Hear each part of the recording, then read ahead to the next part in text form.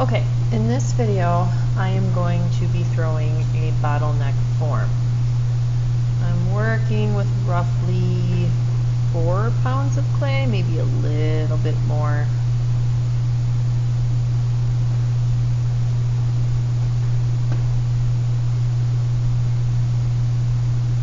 So I'm kind of just packing my clay into a little bit more of a uniform cone shape,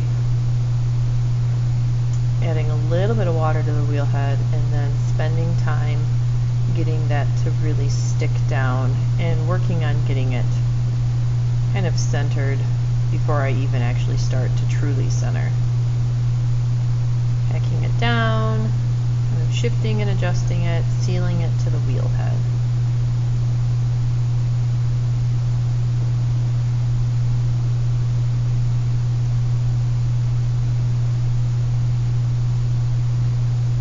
So when I'm centering a larger amount of clay, I kind of will use my hand in the back to work up and down the form. And I do a lot of coning, so I'll kind of start to bring the form up, push the form down, get behind the form, kind of push into it from the back.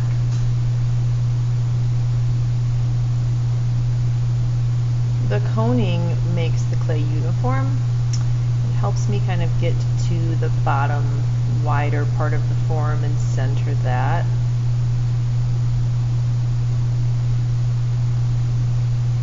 So you can see that I do kind of keep my fist on top, but I don't keep it directly in the center. If you push down with your fist directly in the center, you'll create what's called a mushroom cap, and we want to keep this more like a gumdrop shape. So my fist is a little bit more to the side of the top of the form.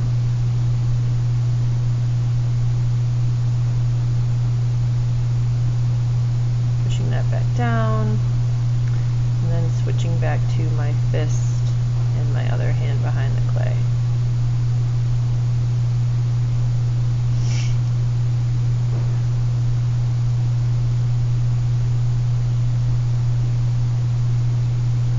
Until the clay is spinning freely in my hands and not bumping my hands around. At this point I can open. There's multiple ways to open. I tend to favor using my thumb, but with these larger forms I do switch back and forth between my thumb and my index and middle finger, just so I can reach the depth that I need to. Remember, we're going for 1/4 of an inch to maybe 1/2 of an inch for the thickness of the bottom of the pot, depending on how elevated of a foot you want to trim later. Although traditionally, bottleneck forms do not have that ring or foot on the bottom. You just kind of trim them and clean them up. So I'm pulling the clay open by taking my hand on the inside and kind of squeezing towards my hand that's on the outside. I don't want to open it very far because I need this to be a taller form to create a neck. So if I open it very wide, I've created something that's going to turn probably into a bowl or a shallow dish. So we just want to open it a little bit. So now I'm going to pull up using one hand on the outside, one hand on the inside, and I'm going to pull and then cone, and then pull and then cone, and that's going to help me keep my form tall and narrow. I do push a little bit harder with my hand on the outside, and I actually kind of aim in as I pull. It's very tricky not to inadvertently push harder with your hand on the outside and create something that becomes really wide. If your piece gets wide, there's really no coming back from it to turn it into a narrow bottleneck. So here's a collar. I kind of squeeze it and bring it up. What this is doing is kind of training the clay to stay in that taller form. And you'll notice that I do have to stretch the top back open for me to be able to fit my hand inside of it. But so long as I keep using that collaring technique, it will keep the clay in that tall cylindrical shape.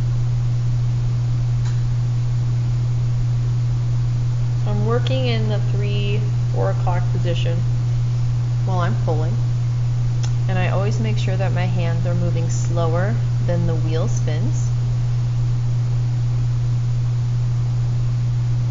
I try to keep my wheel head nice and clean.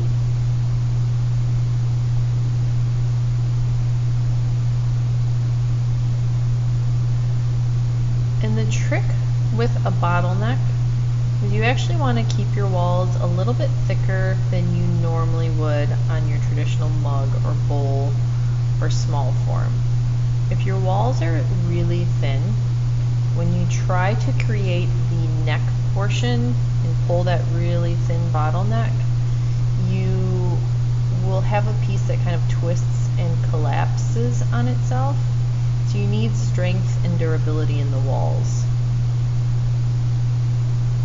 So at this point, I'm kind of starting to think about what the bottom of my pot is going to look like, because I have to shape the bottom of it into the vase shape that I want it to be before I start creating the neck, because you can't go back in and change that once I've narrowed the top of it into the neck. So you can see as I'm slowly working from the inside and pushing against the wall, it's extending and rounding out the bottom of the form. But I'm stopping at that midway point because I want to use the top half of the clay to create the neck. So you don't want to keep stretching all the way up. You have to kind of plan this out, think about it. It's a really great idea to have maybe a picture of the shape you want, a sketch you've done to look at while you're working.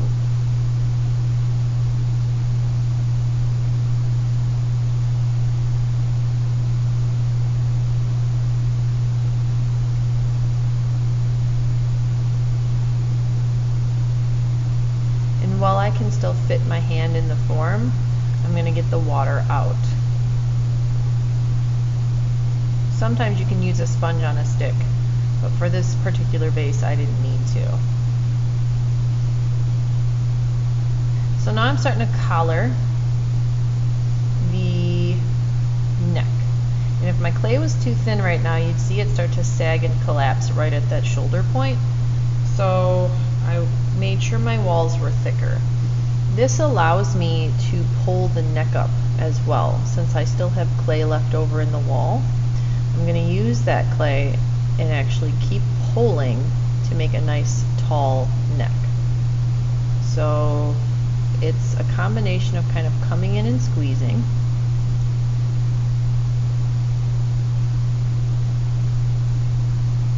and then doing mini pulls with like my one finger on the inside, one finger on the outside. You don't want to rush this process. My wheel's probably spinning medium speed. It looks faster in the video because I'm speeding up the clip, but the wheel truly isn't going that fast. Every once in a while I'll take my metal rib and kind of just compress the outside of the pot. This gives it some strength so it doesn't actually start to warp or collapse under the pressure of me working on that neck.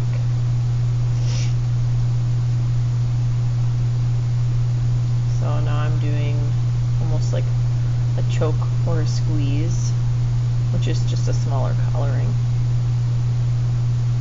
Every once in a while you'll see me cut the rim off. This is pretty typical with bottlenecks. As you're pulling that neck form up, it does tend to get a little bit uneven at the top. And so some artists embrace that and kind of work with it and make it a really cool part of their bottleneck.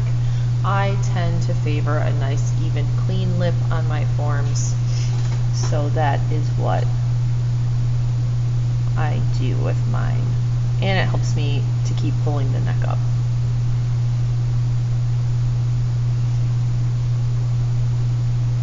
So now it's so narrow that I can't really fit my finger in there.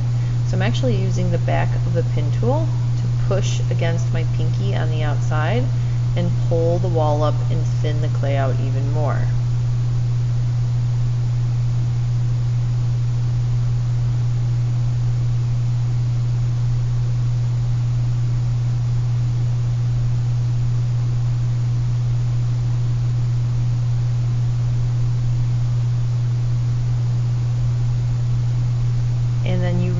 focus on the rim of this piece. Smoothing it out, cleaning it. I tend to use a sponge or my fingers, or I have a wet piece of paper towel or a chamois, which is a piece of cloth you can get at like a drawing store. And anything that I can use to create like a round, soft rim. You don't want to have flat rims on your pieces. And then I'm using a variety of rib tools to just kind of shape the outside of the pot a little bit, kind of finesse it a little bit. And I have these rubber rib tools in my class for you to use.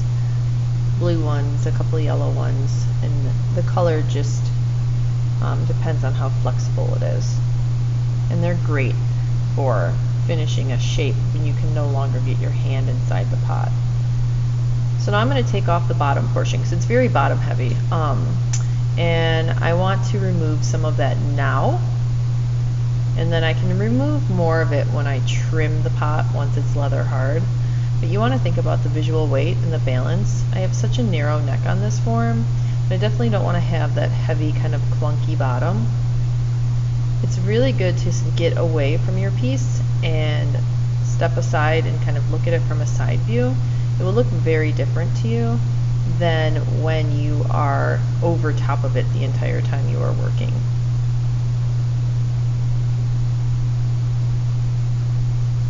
Alright, a little bit of water on my wheel head.